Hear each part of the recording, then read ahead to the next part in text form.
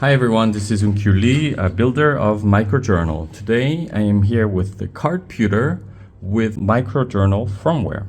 Ta-da! This is a very small device. You can see it's smaller than my palm and it's very pocketable. So I was looking for a microjournal option that can be pocketable, that you can just pull it out any moment and write things on it. Okay, I thought it would be really practical, but it's not. So so the problem is this device has a keyboard on it and it's really small, and you have to actually press pretty hard to get it registered.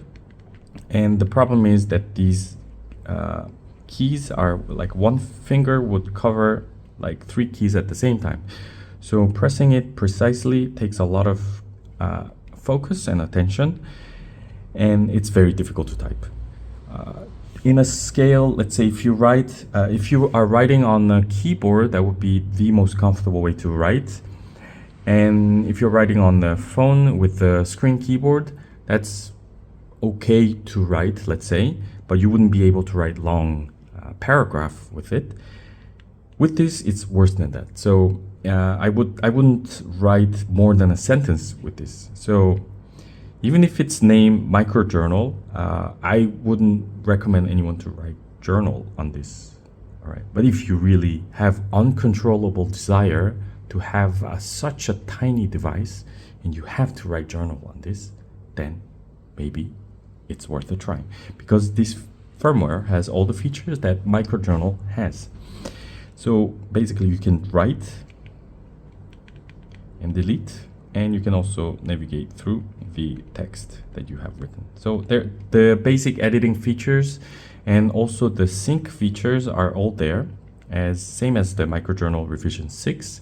So you will have access to all the features there. So you can sync your what you have written to Google Drive, of course through Wi-Fi. So you will need a Wi-Fi configuration. And there's also Bluetooth keyboard option, so you can use this as a Bluetooth keyboard.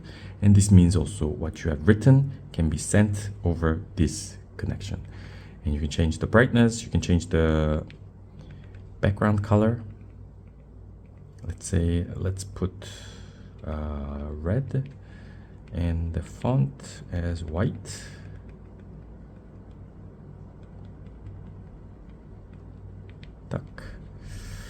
Let's see how it looks. Yeah, so you can do something like that. There's a customization features, and what else? Yeah, and then you can delete text and so on. And also this has 10 file spaces, so pressing function and a number will change to that place. So all the numbers will have its own file spaces. The default is 0, and 9, 7, 5. So you can have multiple file spaces, and then you can change it with the function and the number keys. All right, so that's the feature that I've explained so far. All right, so in reality, as I already explained, practicality is not there. So I wouldn't use it for writing long stuff. I don't imagine writing a novel here, but one thing that I discovered is that my son, who's 4 years old, he picked it up and it felt like a perfect size for him. Also, the finger that he clicks has very precise register. So for the kids, it's perfect. And what we do together is that, let's go to empty file space. What we do together is that we write something. I write a word and then I press enter, and he writes exactly same as what I wrote. So what he does is like V is here. He still doesn't know this is I. He says it's 1 and N C E N T.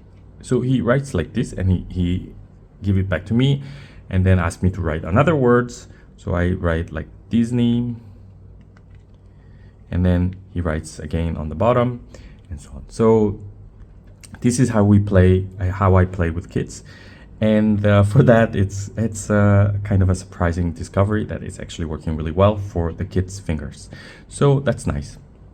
But for adults, I wouldn't really recommend using it for a journal or writing some serious stuff. But what I thought could be useful is that while this is turning on really quickly, so it takes like 2 seconds to turn it on, what I would do is that I can write some quick ideas. So let's say I need to clean up revision 5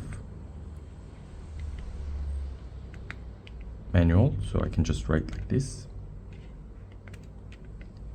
just so that I remember what I have to do. So kind of a little to-do list along the day, and some maybe idea that you just want to register some tokens to have you know, have a keyword for your ideas and so on. So that could be nice thing to have as it turns on really quickly. So this is something that I think it's a good, that something in the pocket that you can write really quickly about what you want to do, and also can be used as a shopping list. All right, so for adults, that would be my recommendations. Another thing is that this has a Bluetooth keyboard. So what I do is I pair this with my smart TV, and from time to time when I have to search a movie or film, I can just type in words pretty quickly. It's a very trivial thing, but given this tiny device that you can just put it anywhere without any problem, that's a neat feature to have. Overall, I had a lot of fun porting my microjournal firmware to this device. Fortunately, it has exactly the same architecture like ESP32S3, and the keyboard was easy to port. Also, the display is more or less similar stuff. So it took some time, but it was able to migrate and also port the firmware, and it had also all the features that are presented in this little screen. And I really enjoyed the porting process, but I was a bit disappointed that it's not going to be able to write journals for me, but it has its own perks, and I think it can be useful in some situations. So that's it for me. I'm gonna do a little writing session with this, and we're gonna end this. Oh, before we go to the writing session, so how to install, so how to set up in the Cardputer is written in my GitHub repository. So you will find all the documentations and instructions how to set this up and use it like how I do right now. So one thing that you have to do is that you have to buy this Cardputer device. This is not built by me, and I have nothing to do with them. Software called M5 Burner that will install on your PC, and then you can connect through this USB port, and then you need to press this button and reset button, and it will boot up in a downloadable mode, which means you can flash the firmware in this. So using M5 Burner, you will be able to upload the microjournal firmware here, and once it's done, you will have this software running on this device. And the more details will be written in the documentation. You can find the link to my GitHub in the description, and I will have it linked on my comment as well. So that's it. I'm gonna do a little writing session, and we'll show you how horrible to write in this device. Let's see. Let me write something.